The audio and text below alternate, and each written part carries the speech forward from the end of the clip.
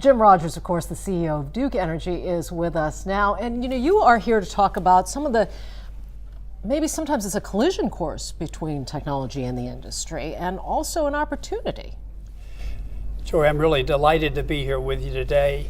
And I see disruptive technological challenges facing our industry.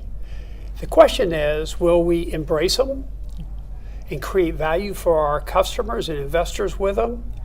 Or will they, at the end of the day, undermine our business model and really challenge our future success? Well, what would your concerns be? I mean, where are the opportunities to undermine? Well, think of it this way. There are a couple different places.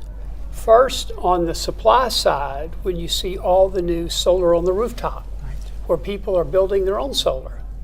And the way the rules work, the lost revenues from that customers are reallocated.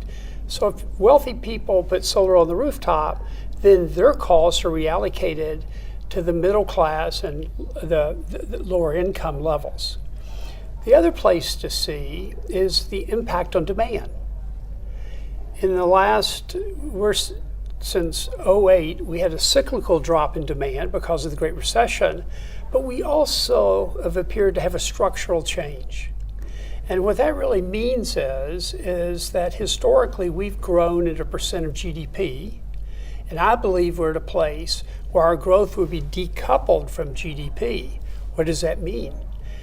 Growth historically has been 2 to 3%. Now we're projecting about 0.5% to 1% in growth in demand. Those that are more bearish say it could be flat or declining. With that, if you think about any business, if the demand for your product is declining and you're in a period where you have a lot of federal mandates, such if you own nuclear, Fukushima cost, if you own coal, EPA regulations, or you have to move your grid from analog to digital, among others. So your prices are rising, your demand is falling, and that puts you in a place of creating earnings growth, and dividend growth is more difficult.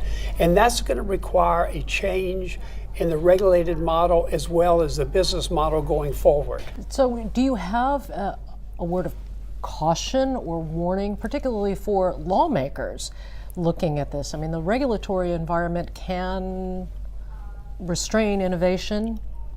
I think the way we've been regulated for the last 50 to 75 years is deeply ingrained in the regulatory agencies around the country.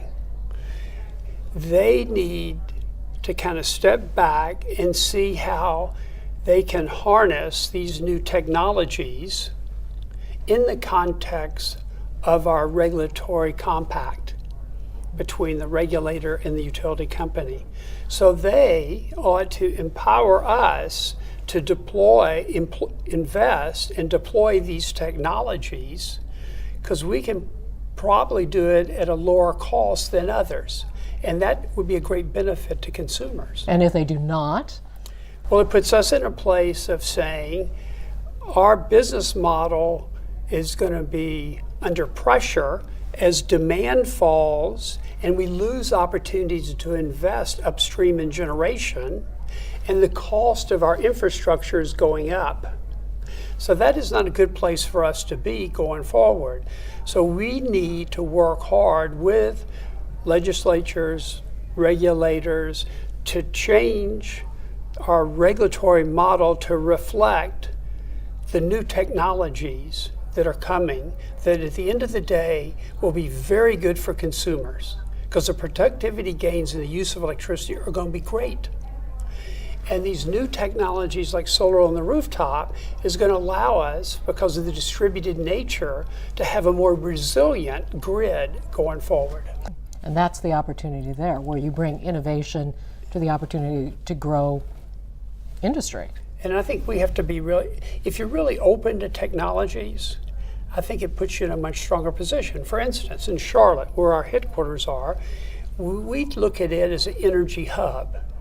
And as you look around, we have hundreds of companies, thousands of people that work in the greater Charlotte area on nuclear, on coal, on wind and solar and energy efficiency, natural gas generation. In other words, Siemens just built a plant that employs 1,000 people, and they produce gas turbines, very efficient turbines. So the opportunity of building an energy hub is going to put us on the edge of the new technologies, because as you know, anytime there's a cluster of any businesses, it's like steel on steel. Is you and I compete with each other, we cooperate with each other, we will be better, and our products will be better, and consumers will be better served. Jim Rogers with us from Duke Energy. Thanks very much for your insight. Thank you.